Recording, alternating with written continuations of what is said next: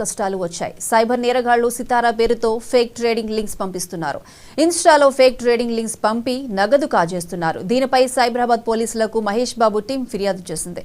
దీంతో పోలీసులు సైబరాబాద్ పోలీసుల దర్యాప్తు అనుమానాస్పద నోటిఫికేషన్స్ కు స్పందించొద్దని పోలీసులు సూచించారు.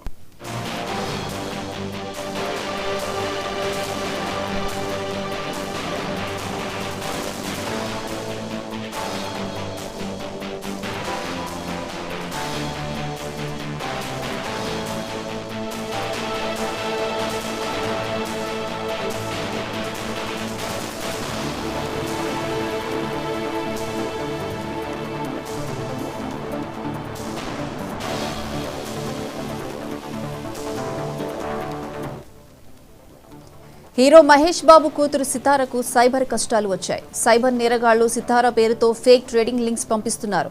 ఇన్స్టాలో ఫేక్ ట్రేడింగ్ లింక్స్ పంపి నగదు కాజేస్తున్నారు. దీనిపై సైబరాబాద్ పోలీసులకు మహేష్ బాబు టీం ఫిర్యాదు చేసింది.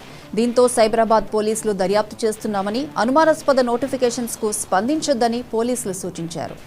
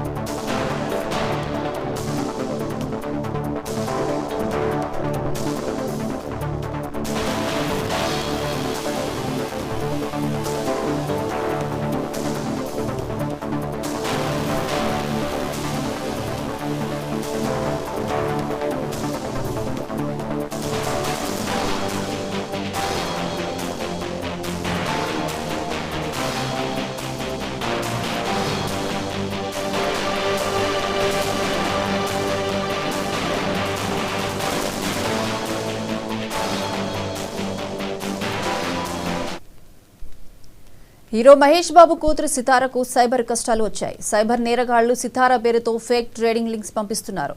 ఇన్స్టాలో ఫేక్ ట్రేడింగ్ లింక్స్ పంపి నగదు కాజేస్తున్నారు.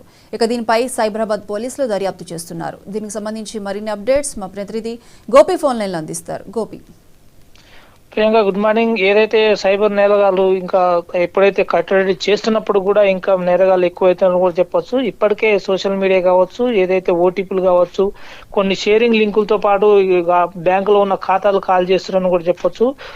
గతంలో కాక ఏదైతే ఓటీపీ బ్యాంకు నుంచి ఖాతాలు చేయటం కాకుండా ఇప్పుడు సెలబ్రిటీ మీద కూడా ఈ నేరగాళ్ళు ఒక కన్నేసినట్టు కూడా తెలుస్తుంది.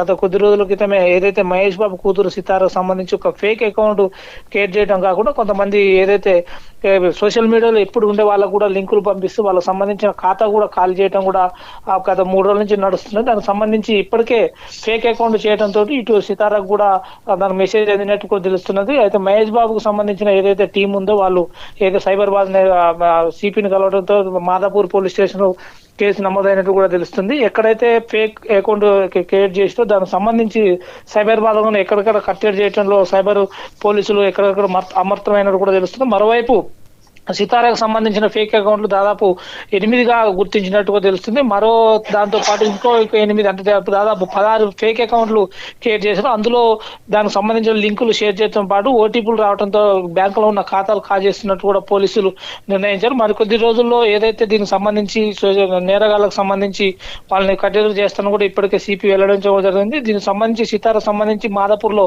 కేసు నమోదైంది. దానికి సంబంధించి హెచ్చరికలకు సంబంధించిన పోలీసులు కూడా జారీ చేస్తున్నట్టు కూడా తెలుస్తుంది. Priyanka. Right Gopi, thank you.